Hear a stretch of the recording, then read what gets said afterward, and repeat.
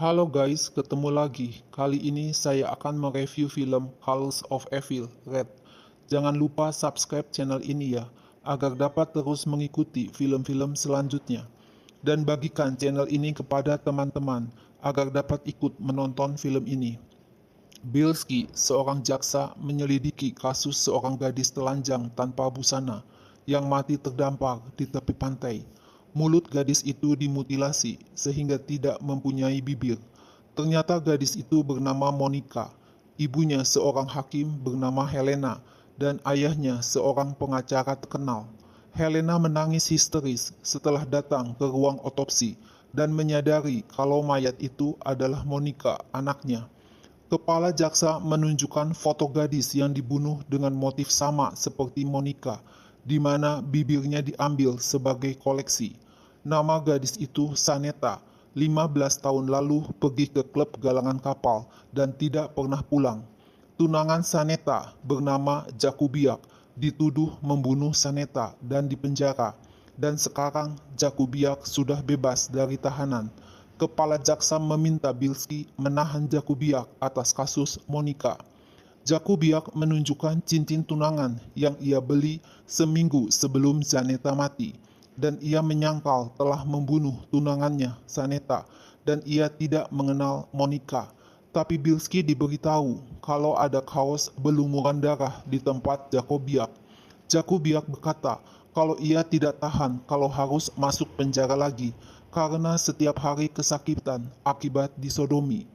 Akhirnya Jakubiak memilih mati bunuh diri dengan meloncat dari jendela.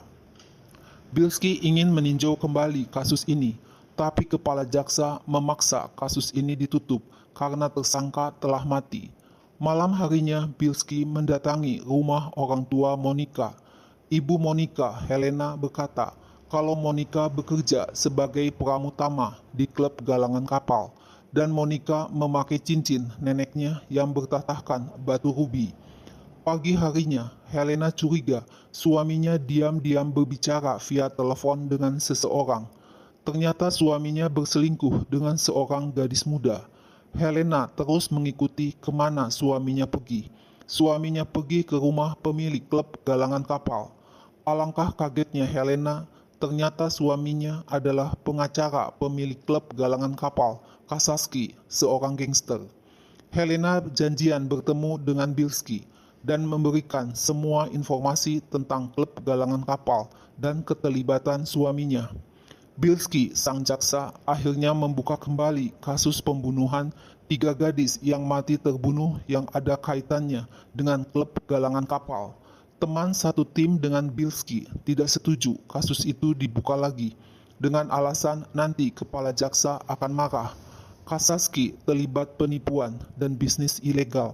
Beberapa tahun lalu ada gadis yang menuduhnya memerkosa dan membunuhnya, tapi tuntutannya dicabut. Helena, ibu Monica, adalah kekasih seorang ahli otopsi, ayah dari Mario. Mario adalah teman Monica.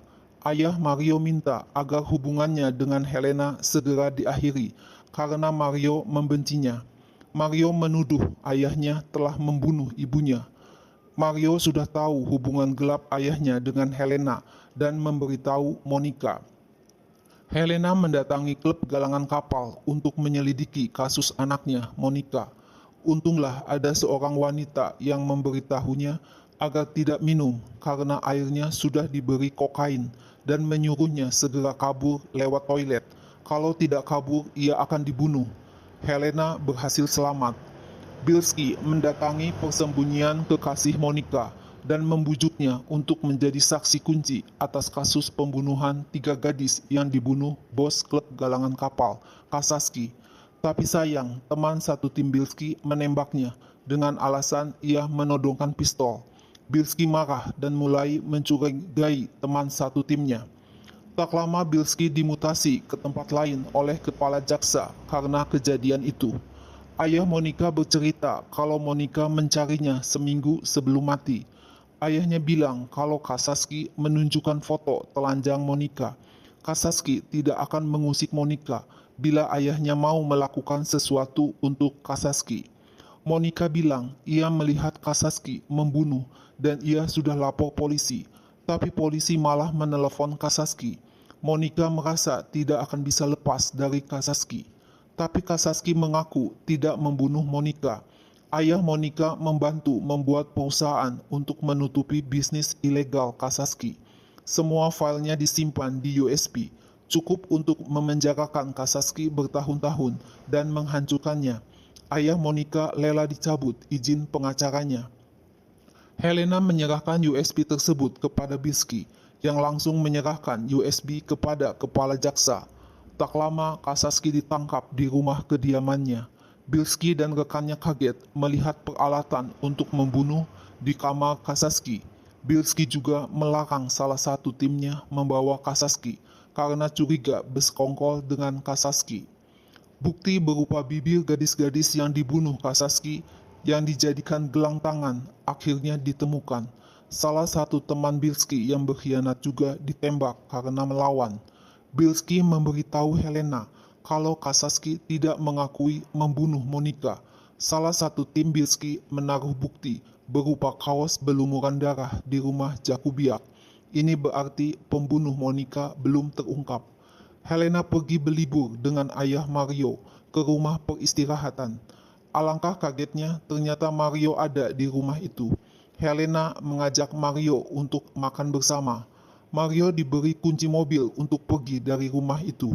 Sebelum pergi, Mario berpesan agar ayahnya memberitahu semua perbuatannya kepada Helena. Helena menemukan cincin Monica di meja kamar Mario. Helena ketakutan dan minta agar dipanggilkan taksi. Ayah Mario menyuntikkan obat bius ke bahu Helena. Ternyata Monica pernah dibawa ke rumah peristirahatan itu oleh Mario setelah Monica diperkosa oleh Kasaski.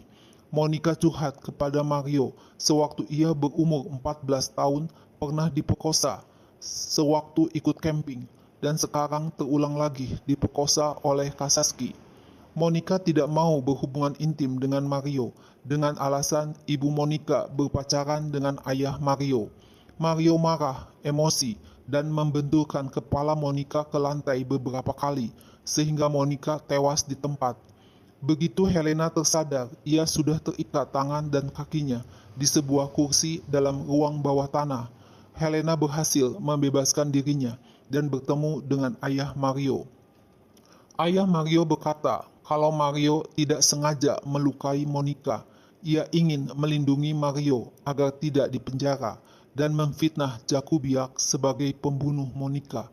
Ayah Mario akhirnya bunuh diri dengan menembak kepalanya sendiri di hadapan Helena.